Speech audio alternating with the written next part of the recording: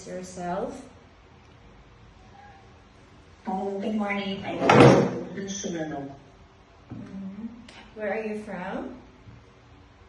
I came from Promotion Fitness and Lagos, Today I will be doing one of my finals in bioethics, which is the some midwife or some healthcares which is working in the hospital or in any rural communities that has an experience working like in the healthcare. So how many years did you work in the rural area, ma'am? I have been working in the healthcare field for 12 years. My experience includes 5 years as a line staff, where I also handled triage duties. Additionally, I spent 7 years working in the program 19, providing comprehensive healthcare to the mothers and newborns.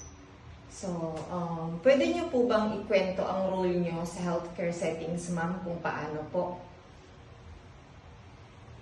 Kayo po yung nag-entertain ng mga patients sa triage. Kinukuha ko yung data, tapos saka po binibigay sa MHO.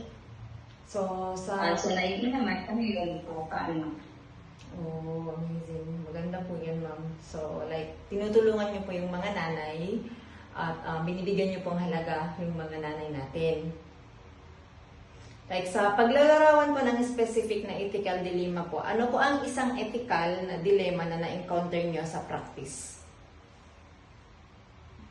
During my period, I encountered a situation where political factors seem to influence decision regarding staff realization. This presented an ethical dilemma as it appeared that merit and performance were being overshadowed by external influences, potentially impacting long-term career progression. So, good po, ma'am. Bakit po naging challenging o sensitive ang situation na ito para sa'yo within 12 years sa haba ng panahon na nagtrabaho po kayo? Kasi for 12 years, inaasawasan ko na ito talaga. Hindi ko 12 years, mga 7 years na po ako sa settings. Tapos, kung paano naman, i-regular sana ako. Tapos, of the political po issues, is yun po, hindi sana ako ma-regular. Sorry po, ma'am. Sorry. Sorry po talaga. But, sino-sino po yung involved sa dilemma na ito? Like, halimbawa? The key stakeholder in this situation was the municipal health officer. Other stakeholders include my colleagues, the local government officer, include in staffing decision and myself. So, kayo po yung mga naapektuhan? Yes. Sorry, so sorry to hear that. See, sa loob ng 12 years, salute po sa'yo. Salute po talaga, ma'am. Sa ano-ano po ang steps na ginawa niyo para ma-handle ang sitwasyon, ma'am? In this situation, the primary ethical principle at stake were fairness, justice, and the principle of recognizing merit. The decision-making process ideally should have been based on qualifications and performance rather than political consideration. I believe that every employee deserves to be evaluated fairly and have equal opportunities for advancement. Yan po kasi yung hirap sa gobyerno natin, mami. Especially municipal kasi siyempre kulang po yung budget. Pero dahil nga, marami po kasi ngayong connection to connection. Diba? Yes. Connection to connection, which is karamihan is yung political dynasty natin. Pamilya sa pamilya na lang yung ginagamit ngayon. Kahit na maganda po yung performance mo, pero pag malapit ka dyan sa sa lutuan, wala pa rin po yun. Useless pa rin po, di ba? So, yung mga ethical principles na kinonsider nyo, ma'am, like halimbawa, ano pong ethical principles ang naging guide ninyo sa decision making?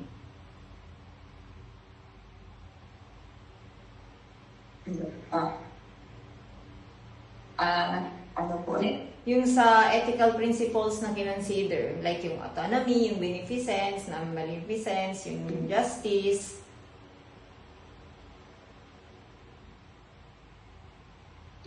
Ano po eh. Like, paano nyo po binalanse yung prinsipyo nyo? Wala lang, I just work hard. Thank you, thank you. So, ang outcomes at saka consequences, ano po ang naging resulta ng naging decision nyo?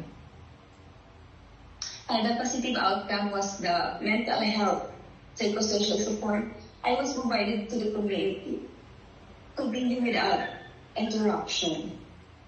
The initial recognition ensured that the services I was providing were not compromised. This also reinforced the importance of advocating for fair treatment within the workplace. Ay, naku po ma'am, nakakaiyak na po talaga. So, ano po yung natutunan nyo at pinaka-importante na natutunan nyo sa haba ng panahon na nagtatrabaho kayo dyan, kahit hindi po kayo naging regular, pinursige nyo po pa rin?